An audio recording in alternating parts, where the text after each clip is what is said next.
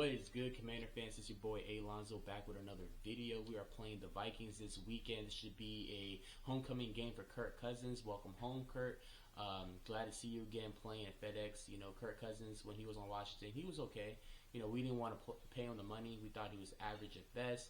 But things didn't work out. He's on the Vikings, and they're 6-1 now. You know, I know they've been on a 5-game winning streak. We're on a 3-game winning streak, so someone's win streak's about to be ended.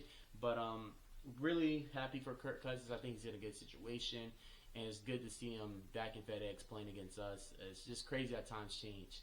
In this video, I want to talk about the injury report, my keys to victories, and also my predictions. So without further ado, let's talk about the injuries. So Jahan Dotson is out, Cole Holcomb is out, Mayo is out, and McKissick is out. Diami is coming back, Sadiq Charles is back, Cosme is back, and Jonathan Williams is back. So that's good that we're getting help on the O-line. I think Jahan might be another week. You know, it felt like he's been gone for a minute, but that's cool. We got Diami coming in, helping out with the receiver core. We're getting help in the O-line, and we also got Jonathan Williams coming back in too, filling in for McKissick. I really don't see him getting that many touches. They really like to go to Antonio Gibson and Brian Robinson a lot, but it's cool. We got help in the running back, just more depth. Also, before I talk about the keys, we also got to watch out, or if most of you might know, is that the Vikings, they got Hawkinson from the Lions. He's a tight end. This guy's a dog, you know.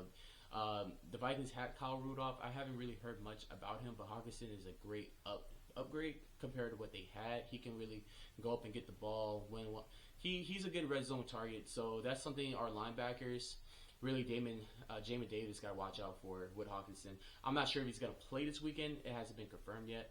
But just something to look out for. But the Vikings, they're a solid team. They're a good team. I don't know why a lot of people aren't talking about them. They're 6-1. They're doing great. They're playing us and they're playing the Bills next week. But they're definitely a team to watch out for.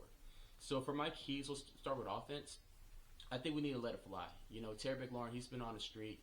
Heineke and McLaurin, they've been having some very good chemistry. I think we just got to get our playmakers involved. You know, we got to call some good one-on-ones. I mean, their best corner is Patrick Peterson, and I honestly can't see him touching Terry McLaurin. Like, let me know down below if you think Patrick P could shut down Terry, but I don't. I don't really see it. So I think we just got to let it fly. I think we need to get more aggressive with the pass game. You also got Curtis and Diami coming back too. We got some guys we can air it out to. So I really want to see us pass the ball more. I want to see some deep posts, slants, maybe some out routes. Just get these playmakers involved. I like how they've been using Curtis Samuel lately. I like how he's taking handoffs and doing some bubbles and stuff like that. So that's cool. But ultimately, we need to get Terry involved like we've been doing the past 2 weeks. And I just hope they continue that this week as well, because I don't really see them having a great corner. This receiver core should eat this weekend. Also, it's going to be a battle in the trenches. You know, the Vikings, they have a good D-line, and our offensive line, we're getting Sadiq Charles back and Cosme back, which is going to help. But Zadarius, their linebacker, he's a dog, man. He's going to call him for the edge, and Charles will know he's going to have a tough matchup. You know, you really got to stop this guy. This is a grown-ass man. And he's going to try to get back there, you know, and pressure Heineke. I can see him scrambling around, trying to extend plays. And he's going to have to do that regardless. But their defensive line can't give him pressure. Shout out to Patrick Jones, who went to my high school. He's a defensive end. He might get some touches too. I'm sure he's going to be in rotation. But this D-line, they some animals, man. But, like, this O-line needs to hold up and protect, and just give Heineke a few seconds to just air it out and give it to one of our playmakers. And my last key, speaking of Heineke, is that he needs to make the right reads. You know, we can't afford any turnovers.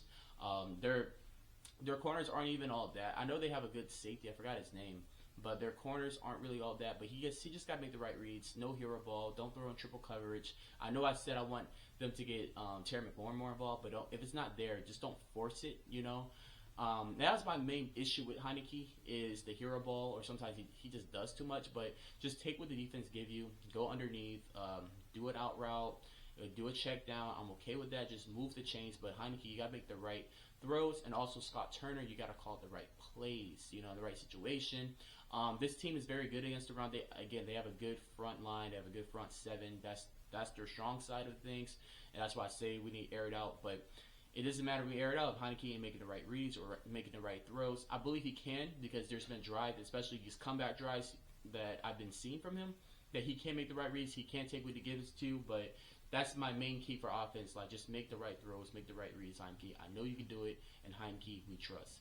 Next, we'll talk about defense. So defense, Justin Jefferson is a problem. This guy is like a top 5 receiver. Young dude, this is the reason why they're so comfortable. He's the reason why they're comfortable getting rid of Stephon Diggs. He's been a perfect filler for ever since Diggs been gone. Jefferson's been the main guy. Him and Kurk Cousins, they've been like this, and now they got Hawkinson, the tight end too. Benjamin St. Juice and Wild Goose, they're gonna have to step up and really do something against Jefferson. They got the double team. I see a big game for Cam Curl making the right reads and like helping out with Justin Jefferson because he can't beat us deep, and he can make a big play potential all day. But that guy's a dog. We gotta watch out for. Like that is their best. That is their version of like Terry McLaurin. Like that's their guy. Also, I think we need to pressure Kirk. I think, like I said earlier, the game is gonna be won in the trenches. I think our D line is better than their O line. So I think Sweat, Allen, Payne, and all of them. I think if we start blitzing, just making Kurt real uncomfortable because he's not a mobile quarterback. He's not going to beat us with his leg. He's going to beat us with his arms. That's what he's going to try to do.